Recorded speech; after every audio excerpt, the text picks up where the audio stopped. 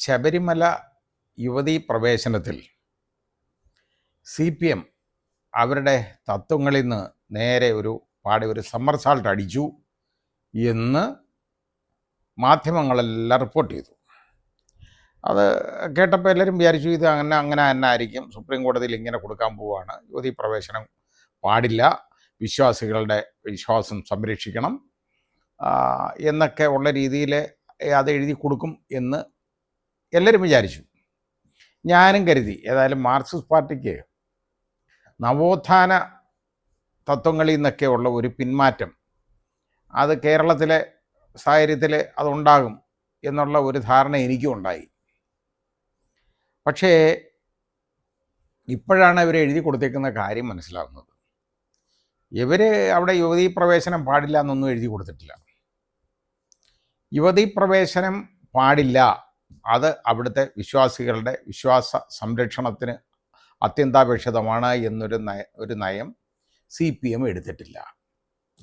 അതിന് പകരം വേറെ കുറേ കാര്യങ്ങളൊക്കെ പറഞ്ഞിട്ടുണ്ട് കേട്ടോ. പറഞ്ഞിട്ട് ഇതിലൊരു തീരുമാനം എടുക്കേണ്ടത് യഥാർത്ഥത്തിൽ നവോത്ഥാന നായകരും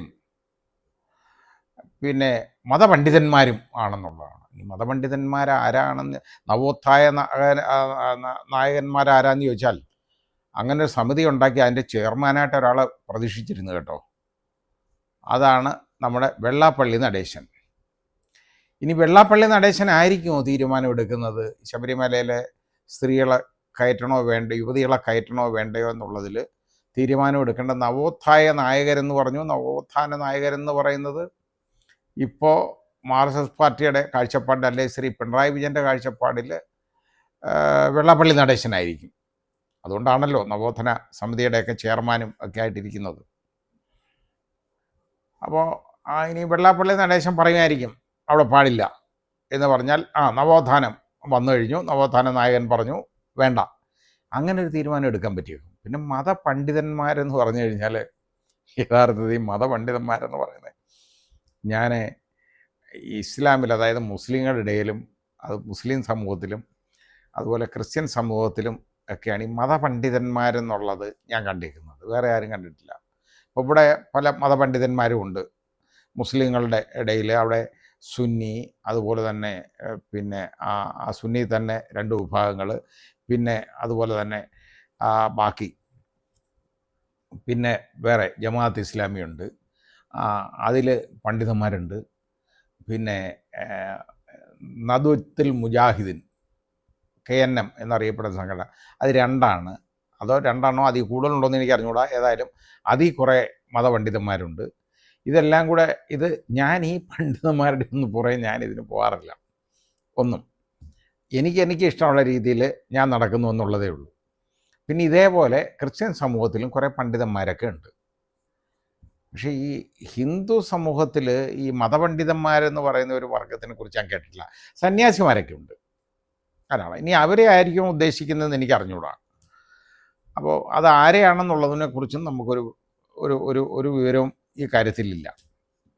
എന്തായാലും ശരി, അവരൊക്കെയാണ് ഇതിൽ തീരുമാനം എടുക്കേണ്ടത് എന്നാണ് ഇപ്പോഴത്തെ CPMൻ്റെ അഭിപ്രായം. അതായത് സുപ്രീം കോടതി അല്ല ഇത് തീരുമാനിക്കേണ്ടത്. ഇത് മതപണ്ഡിതന്മാരോ അല്ലെങ്കിൽ അവരും നവോത്ഥാന നായകരും കൂടി വേണം തീരുമാനമെടുക്കാൻ ഇതിനകത്ത് എന്നുള്ളതാണ്. പണ്ട് വളരെയധികം ഉദ്ഘോഷിച്ച്, അതായത് 2 സ്ത്രീകളെ 2 പേരെ വളരെ കഷ്ടപ്പെട്ട് കൊണ്ടുവന്ന് യുവതികളെ അവിടെ കൊണ്ടുവന്ന് കയറ്റിയെന്ന് പറയുന്നു.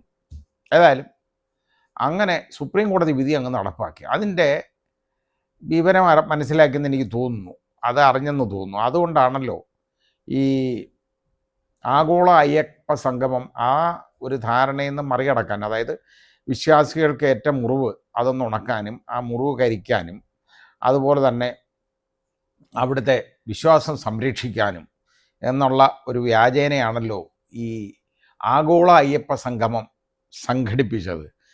അത് ഘടിപ്പിച്ചപ്പോൾ അത് ഹൈക്കോടതി കിടക്കുക കേട്ടോ. അതിനകത്തുള്ള കള്ളക്കണക്കും എല്ലാം എഴുതി കൊടുത്ത് അന്ന് 3.5 ലക്ഷം 4 ലക്ഷം രൂപയുടെ കട്ടിൽ ഇതും എല്ലാം വാങ്ങിച്ച് റെഡിയാക്കി അവിടെയൊക്കെ ഇട്ടു. ഏതായാലും ചാപ്പാട്, അതായത് 400 പേര് കൂടിയിടത്ത് 5000 പേർക്കുള്ള ആഹാരം എല്ലാം എല്ലാ നേരവും കൊടുത്തു. അത് ആർക്കാ കൊടുത്തതെന്ന് അറിഞ്ഞൂടാ നമുക്ക്, ആ രീതിയിൽ കൊടുത്തു. അങ്ങനെയൊക്കെ ഉള്ള ഇടപാട് അയ്യപ്പ സംഗമം എന്ന് പറയുന്ന ഒരു മാമാങ്കം, ആഗോള അയ്യപ്പ സംഗമം അങ്ങ് നടത്തി. എന്തിനാണെന്നറിയോ? അയ്യപ്പ ഭഗവാനെ ആൾ കൂട്ടാനാണ്. അതായത് ശബരിമലയിൽ ആളിനെ കൂട്ടണം. കാരണം അത് വിദേശത്തു നിന്നൊക്കെയുള്ള ആളുകളെ, ഈ മെഡിക്കൽ ടൂറിസം പോലെ നമ്മൾ ഈ ഇതുപോലെ തന്നെ ഉള്ള ആത്മീയ ടൂറിസം വികസിപ്പിക്കുന്നതിൻ്റെ ഭാഗമായിട്ടായിരിക്കും അങ്ങനെ വിദേശത്തു നിന്നൊക്കെയുള്ള ആളുകൾ വരണം. അതുകൊണ്ടാണ് ഒരു ആഗോള അയ്യപ്പ സംഗമമായിട്ട് മാറിയത്. ഏതായാലും ഇതിൻ്റെ രസം എന്താണെന്നറിയോ? അയ്യപ്പ ഭഗവാനെ കാണാൻ ആളിനെ എവര് വിളിക്കേണ്ട കാര്യമുണ്ടോ? ഒരിക്കലുമില്ല. കാരണം എല്ലാ വർഷവും ഇങ്ങനെ അവിടെ അങ്ങ് ആള് കൂടുതലാണ്. ഓരോ ദിവസവും തിരക്ക് നിയന്ത്രിക്കാൻ ഒരു മാർഗമില്ല.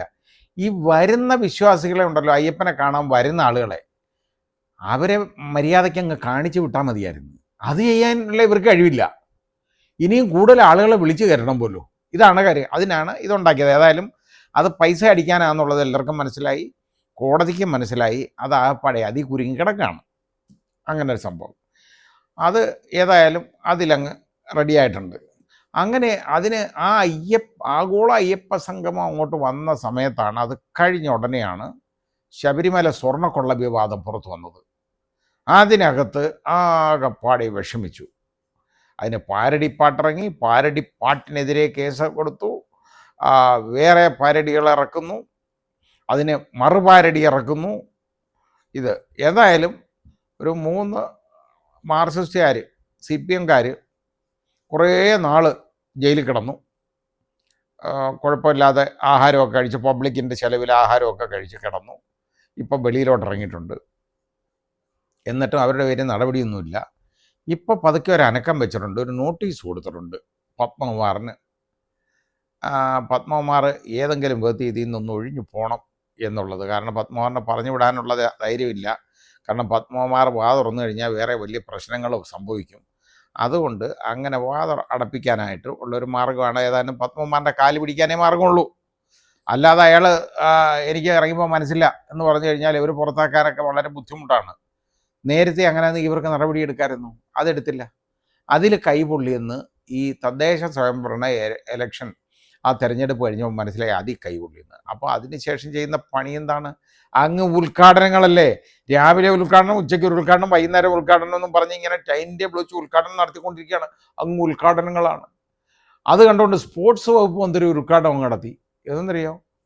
ഒന്നും ചെയ്യാതെ, ഒരു ഇൻഫ്രാസ്ട്രക്ചർ ഒന്നും ഒരുക്കാതെ ഒരു സ്ഥലം കയറി അങ്ങ് ഉദ്ഘാടനം നടത്തിയിട്ടുണ്ട്. നമ്മൾ കണ്ടതാണ്. ഇനി ഇവിടെ അതേപോലെ തന്നെ നമ്മുടെ തുരങ്കപ്പാത, വയനാട്ടിൽ തുരങ്കപ്പാത നിർമ്മാണം, അത് അങ്ങോട്ട് പൊടി പൊടിക്കാനാണ് അന്ന്. അപ്പോൾ അതിനകത്ത് ആദ്യം ഒരു ഉദ്ഘാടനം, നാടമുറിച്ച് ഉദ്ഘാടനം, അത് കഴിഞ്ഞ് തുരങ്കപ്പാതയുടെ നിർമ്മാണ ഉദ്ഘാടനം, അത് കഴിഞ്ഞ് അതിൻ്റെ ആദ്യത്തെ പാറ പൊട്ടിക്കൽ ഉദ്ഘാടനം. ഭാഗ്യത്തിന് പോയി തമരും വെച്ചിട്ട് ഓടിക്കൊണ്ടേന്ന് പറഞ്ഞ് ഓടാൻ മുഖ്യമന്ത്രി തയ്യാറായില്ല.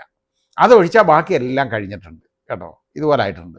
ഇനി അതിൻ്റെ ഓരോ സ്റ്റേജിലെ ഉദ്ഘാടനം എന്ന് പറയുന്നത് എന്തും ഇതാണ്. അതുപോലെ തന്നെ ഒരു പരിപാടിയും ഒന്നും തീർക്കാതെ എല്ലാ കാര്യങ്ങളും അങ്ങ് ഉദ്ഘാടനം അങ്ങ് നടത്തിക്കൊണ്ടിരിക്കുന്നത്. ഏതായാലും ഇതാണ് നമ്മൾ കണ്ടുകൊണ്ടിരിക്കുന്ന മാമാങ്കങ്ങൾ. അപ്പോൾ ശബരിമലയിൽ മീഡിയയാണ് ഇത് എല്ലാം കൂടെ, മാധ്യമങ്ങളാണ് ഇവർക്കൊരു പരസ്യം കൊടുത്തത്. സർക്കാർ സമ്മർ സോൾട്ട് അടിക്കുന്നു, സർക്കാർ തിരിഞ്ഞു പോകുന്നു, മറിഞ്ഞു ചാടുന്നു, കുനിഞ്ഞു ചാടുന്നു, ഇതൊക്കെ പറഞ്ഞങ്ങ് എഴുതി. വെറുതെ ഇവരൊന്നും ചാടിയിട്ടില്ല. ഇവർക്ക് അല്പമെങ്കിലും ഉളുപ്പ് കാണുമല്ലോ, അതുകൊണ്ടായിരിക്കും. ഏതായാലും പേപ്പറിൽ എഴുതി വെച്ചപ്പോൾ ഈ ആചാരം സംരക്ഷിക്കണം, അതായത് ഇതിപ്പോൾ സ്ത്രീ പ്രവേശനം പാടില്ല എന്നൊരു നിലപാട് CPM നമ്മുടെ ഗവൺമെൻറ് എടുത്തിട്ടില്ല. അതൊന്ന് തിരിച്ചറിയണം വിശ്വാസികൾ. നിങ്ങളെ തെറ്റിദ്ധരിപ്പിക്കുകയാണ്. മാധ്യമങ്ങളാണ് ആദ്യം ഇതിനൊരു പരസ്യം കൊടുത്തത്. ഇവർ സാൾട്ടും അടിച്ചിട്ടില്ല, ഇവർ പറഞ്ഞിട്ടില്ല ഇത് യുവതീ പ്രവേശനം ആവശ്യമാണ്, അല്ലെ ചെയ്യാൻ പാടില്ല എന്നൊരു നിലപാട് ഇവരെടുത്തിട്ടില്ല.